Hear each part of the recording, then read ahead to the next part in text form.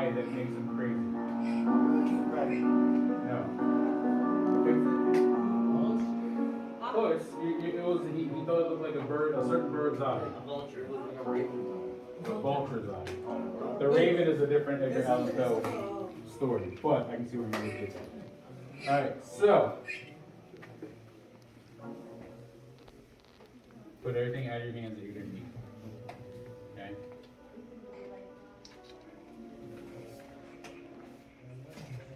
I'm trying to find my page here. So what I want to do is I want to pick up where we left off. At this point, the madman is inside of the room, right? He's trying to come back in. This is the 8th night, remember?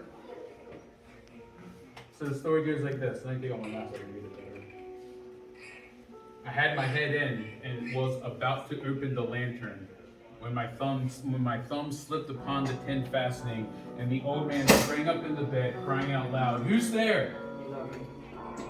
I kept quite still and said nothing. For a whole hour I did not move a muscle, and in the meantime I did not hear him lie down. He was still sitting up in the bed, listening, just as I have done night after night, hearkening to the death watches in the wall.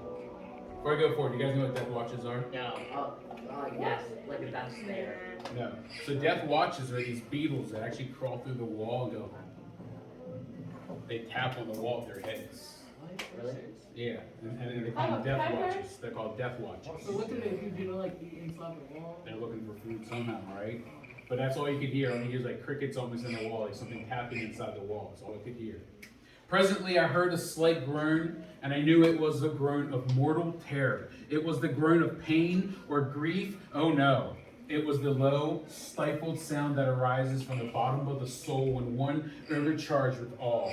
I knew the sound well. Many a night, just at midnight, when all the world slept, it had welled up from my own bosom, deepening with a dreadful echo, the terrors that distracted me. I say that I knew it well. I knew what the old man felt and pitied him. And although I chuckled at heart, I knew that he had been lying awake ever since the first slight noise.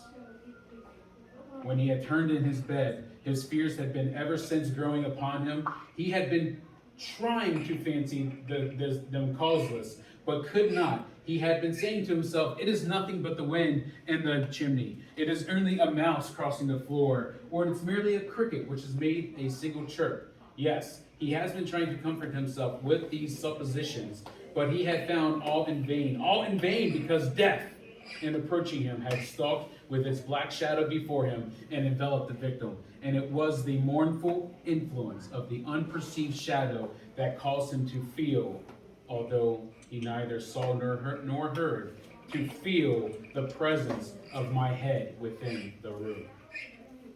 When I waited a long time, very patiently, without hearing him lie down, I resolved to open a little more, a very, very little crevice in the lantern. So I opened it. You cannot imagine how stealthily, until at length a single dim ray of the thread of the spider shot out from the crevice and fell upon the vulture eye. It was open, wide open, and I grew furious as I gazed upon it. I saw it with perfect distinctness, all a dull blue, the hideous veil over it, that it chilled the very marrow in my bones, but I could not see nothing of the old man's face or person, for I had directed the ray as if by instinct, precisely upon the damned spot. So what's just happened there? His eye open. What happened right before he saw his eyes open? That's good. Mary, what did he do with the lantern? He broke it, I think. He opened up that crevice, right? Just that single ray. Remember the first day when I played it? I had that single ray of light in the old man's eye. That's kind of foreshadowing. That's what this guy wanted, right? So now the eye's open, right? And what does he call right there at the end? He uses a word you guys would say is a cuss word. Oh. No. Shit. No. Did you guys hear me say that at all? No. Thank you. Damn. He calls it the damned spot. I know it. So in this instance, that term is not a cuss word as you know it. It's saying it's cursed. Okay? It's that cursed spot, his eye. Right? Well, yeah, I made it even possible. No. Continuing on. And now have I not told you that what you mistake for madness is all but over acuteness of the senses? Now I say, there came to my ears a low, dull, quick sound, such as a watch makes when enveloped in cotton. I knew that sound well too. It was the beating of the old man's heart. It increased my fury as the beating of a drum stimulates the soldier into courage. But even I refrained and kept still. I scarcely breathed. I held the lantern motionless. I tried how steadily I could to maintain the ray upon the eye. Meantime, that hellish tattoo of the heart increased. It grew quicker and quicker and louder every instant. The old man's terror must have been extreme. It grew louder. I say louder every moment. Do you mark me well? I have told you that I am nervous, so I am. I am now at the dead hour of the night amid the dreadful silence of that old house. So a noise as this excited me to uncontrollable terror. Yet for some minutes longer I refrained and stood still, but the beating grew louder and louder and louder. I thought the heart must burst, and now a new anxiety seized me. A sound that would be heard by the neighbor. The old man's hour had come with a loud yell. I threw open the lantern, leaped into the room. He shrieked once, only once in an instant. The eye. Yo, the thud was so good. The eye blew up. The thud is so good. So what happened there? What happened? What's that? The eye fall. Oh, that is eye. The book thing said his time has come, so I'm guessing he died. Or he screamed or something. No, he got what you want. Because I didn't have time to photocopy all the pages. We gotta jump into the textbook itself. The guy killed him. Yeah. Yeah. All right. Let me get to the page. I wonder if he ever got caught. Probably not. Well, there is a book about it. Probably not, though. I mean, that story writer seems pretty weird. Maybe. Yeah, that story writer seems pretty weird. All right, continue on. You guys good? I'm Dee. That's fine. Yes, ma'am. You know what that speaker reminds me of? What? It's a robot that looks like that from a movie. Oh, yeah? Uh-huh. Reminds me.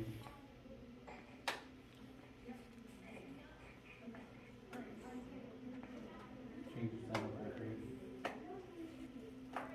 All right. Continue on. He shrieked once, only once in an instant. I dragged him to the floor and pulled over the heavy bed over him, and then I smiled gaily. To find the deed done, so far done, but for many minutes the beat of the heart went on with a muffled sound. This, however, did not vex me. It would not be heard through the wall. At length it ceased. The old man was dead. I removed the bed and examined the corpse. Yes, he was stern dead. I placed my hand upon the heart and held it there many minutes. There was no pulsation. He was stern dead. His eye would trouble me no more. If still you think me mad, you will think so no longer when I describe the wise precautions I took for the concealment of the body. The night waned and I worked hastily, but in silence. First of all, I dismembered the corpse, cut off the head and the arms and the legs. Yikes. What did you do? Eat it? No, I buried it probably. He said, did he eat it? I think you guys are trying to foreshadow this. I take it. I then took up 3 planks from the flooring of the chamber and deposited all between the scantlings. I then replaced the boards so cleverly, so cunningly, that no human eye, not even his, could have detected anything wrong. There was nothing to wash out, no stain of any kind, no blood spot whatsoever. I had been too weary for that. A tub had caught it all. When I made an end of these labors, it was 4 o'clock, still dark as midnight. As the bell sounded the hour, there came a knocking at the street door. I went down to open it with a light heart, for what had I now to fear? There entered 3 men who introduced themselves with perfect suavity. as officers of the police. A shriek had been heard by a neighbor during the night. Suspicion of foul play had been aroused. Information had been lodged at the police office, and they, the officers, have been deputed to search the premises. So what's happening now? He's in the process of getting caught. Yeah, so he killed the old man, dismembered it, right? Where did he put the body? Cemetery? No, he put it in like I don't know what they're called. They're like, what is they called? You know what they're called, right? What are you sitting on? Chair. Go a little lower than that. Floor, dirt, tile. Wait. He put the body under the floor. Franklin. Foundation. A bed. So, Franklin just said it. Wait, what? On the floor. Franklin, say it again. He put the body under the floor. Of course he did. He put the body under the floor, right? He ripped up floorboards and put the arms and the legs and the torso and the head of the old man into the floor. Remember, this is an old house. How do you know? Everything's wood, right? So you can just rip off a plank. That's what he just said he did. Wow. Yeah. All right. And then you figure where he's up. Now, and then what happens when he thinks he's good to go? Who shows up? Police. The police, and they say, hey, someone heard a scream, we're here to investigate, they think something bad's happened, right?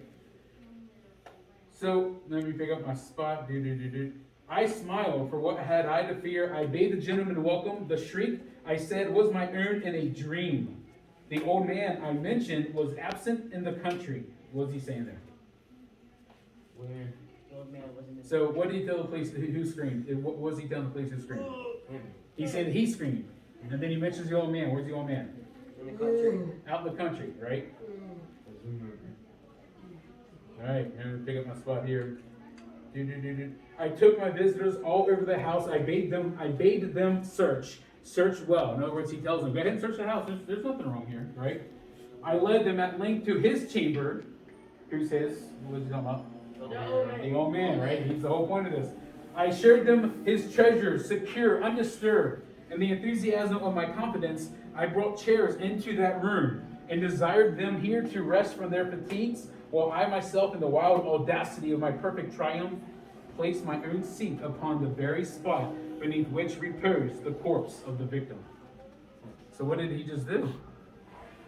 He brings, what did he bring into the room? The body. Chair. Chairs, right? So he gives the police officer somewhere to sit, and then he drags the chair over. Where does he sit? Under the body.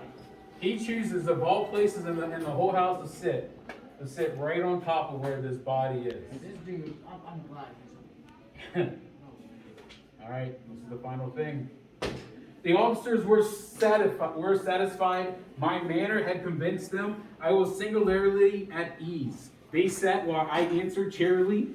They chatted of familiar things. But ere long, I felt myself getting pale and wished them gone. My head ached, and I fancied a ringing in my ear. But still they sat still and chatted. The ringing became more distinct. It continued and became even more distinct. I talked more freely to get rid of the feeling, but it continued and gained a definiteness until at length I found that the noise was not within my ears. No doubt, I now grew very pale, but I talked more fluently and with a heightened voice, yet the sound increased. So you guys do me a favor. Kind of in unison, just go. And do it together, all right? Have some rhythm. Done. Wait, we all gotta go at the same time. You guys can do this. Just.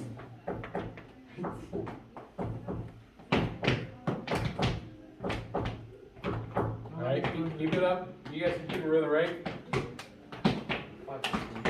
But the noise steadily increased. Why would they not be gone? I paced the floor to and fro with heavy strides, as if the fury by the observation of the men. But the noise steadily increased. What could I do? I foamed. I raved. I swore. I swung the chair upon which I had been sitting and grated it upon the boards. But the noise rose over it all and continually increased. Louder, louder, louder. And still the man chatted pleasantly and smiled. Was it possible they heard not? No, they heard. They suspected. They knew. They were making a mockery of my horror. This I thought and this I think. but anything was better than this agony. Anything was more tolerable than this derision. I could bear this hypocritical smiles no more. I felt I must scream and die, and now, again, hark, louder, louder, louder, villains, I shriek! Dissemble no more. I admit the deed. Tear up the planks. Here, here. It is the beating of his hideous heart. The end. So he's dead. What's true? Who's dead? The idiot gave up himself. Is the madman dead? No, the writer, is he dead? Edgar Allan Poe? Yeah. Dead forever ago, yeah. Alright, good. So, what happened there at the end, though? What was happening to the I madman? mean, he's a good storyteller. Why did it have you guys stomp on the floor a little Oh bit? yeah, so it can sound more. What did it create in the room? Oh, noise. Noise, but what did that noise create Tension. inside of you? Tension, Yeah, right? Tension. Right? It got real tense there for a few minutes, right? As I was reading louder, you guys were getting louder.